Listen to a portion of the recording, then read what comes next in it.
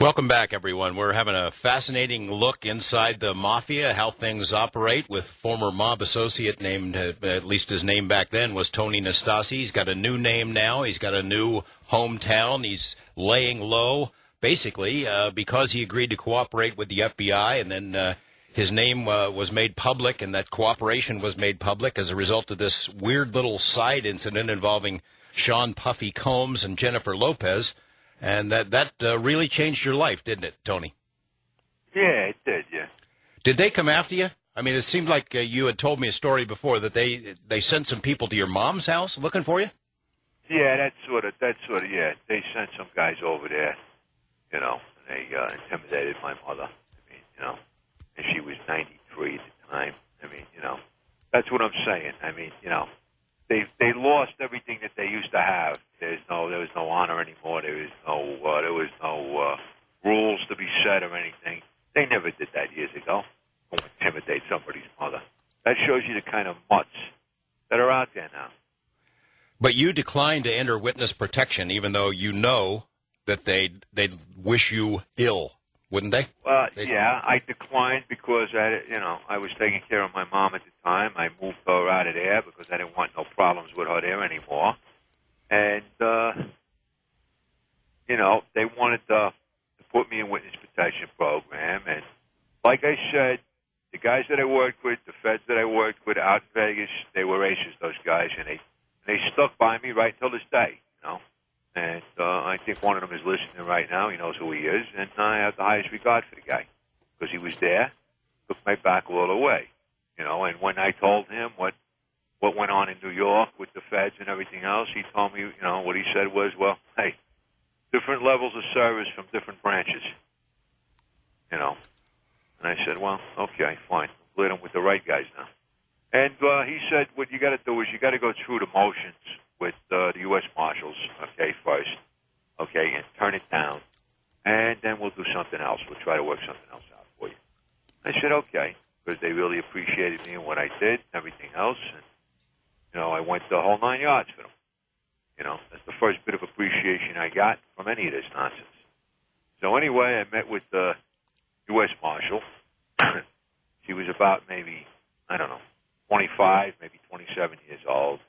She told me she was doing this for 5 years. I said, yeah, okay. And she told me how old she was. And I said, well, something, I got underwear older than that. You sure you know what you're doing? And then she throws all these different pamphlets at me with the rules and where you got to go and this and that. I said, I can't uproot my mother again. She's 93 years old. And at that time, I got a dog for my mother because she really liked the dog. Then they told me I had to get rid of the dog, too. I says, you know what, honey? I says, look, take all your travel brochures and take it on a hop back to L.A., okay? Because I don't need you. Oh, what do you mean? What, we came all the way out here for nothing? I says, yeah, well, have a nice trip back. What can I tell you? So you turned down witness protection. That means basically... I told him to, the U.S. attorney was there, too, at the time. And I told him what he could do and where he could go and what he could do when he gets there, too. But the result of that is that you're out there pretty much all on your own. You got no one to protect you. I was pretty much out there. All my own. It's been a couple of years since this stuff happened. You said, we did a couple of stories with you last month, and I'm sure you're pretty sure the guys back east would know about that. Am I sure they know about it? Yeah. Oh, they definitely know about it. Yeah. And is there some concern that they're looking for you? Well, they're simmering right now.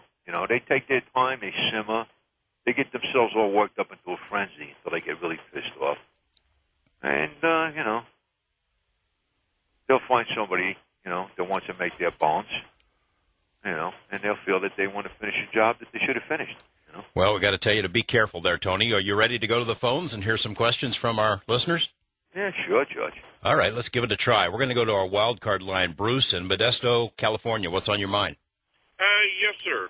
First off, I'm fairly honored for a gentleman that has come up through the streets and chit-chatting with you, sir. Second of all, you have to understand I have 11 years with the federal government, indirectly some of it in intelligence, and there was a rumor kicking around that some of these radical Muslims in this country try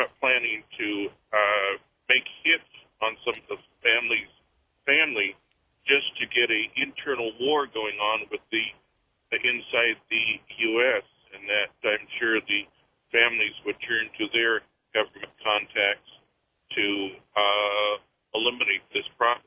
Have you ever heard of such a rumor? Not to my knowledge, no. Nope, I haven't heard that one either. Bruce, you've heard that from government people? Friends of friends, yes, sir. Yes, sir. Yeah.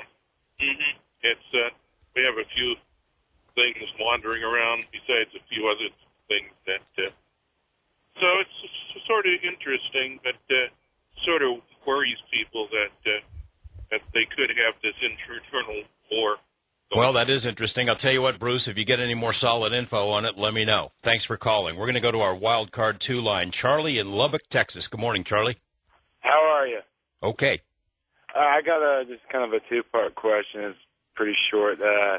Just without putting you in any danger or getting too specific, what have you been doing now, and how was the transition into basically a whole new lifestyle? Well, you're Charlie, right? Yeah. All right, Charlie. I'll tell you what.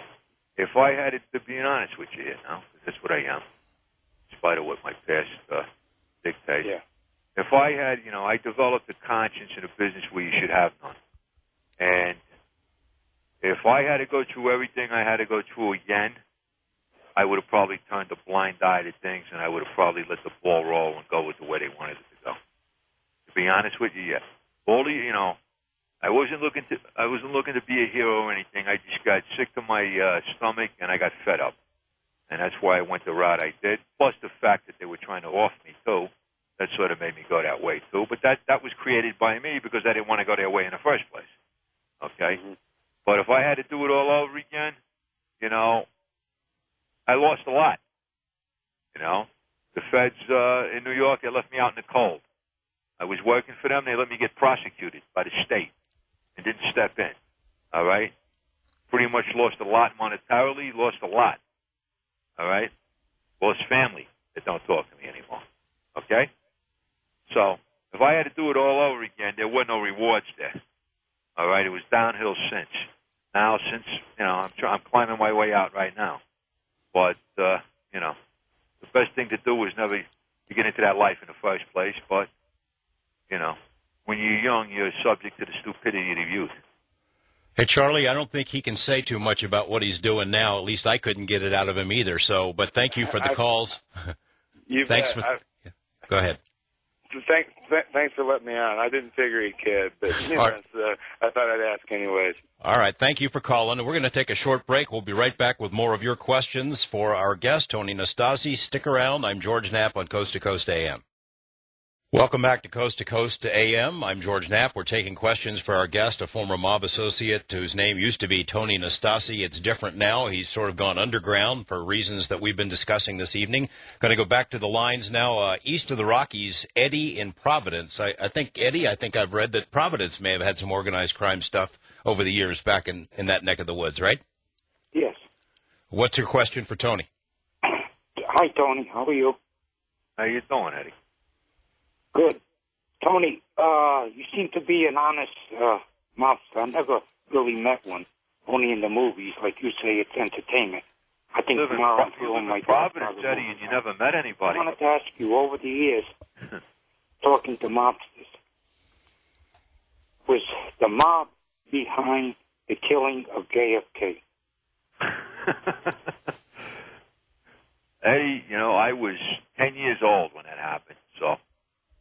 I remember hearing about it like everybody else. I was in school, in grammar school, as a matter of fact, and I could, I have my doubts about that, but I don't think so, Eddie. No, I really don't believe that. No. We've all heard those stories over the years, though. Yeah, we have. It's, the stories are great. That's how Paul Bunyan got to be as big as he was.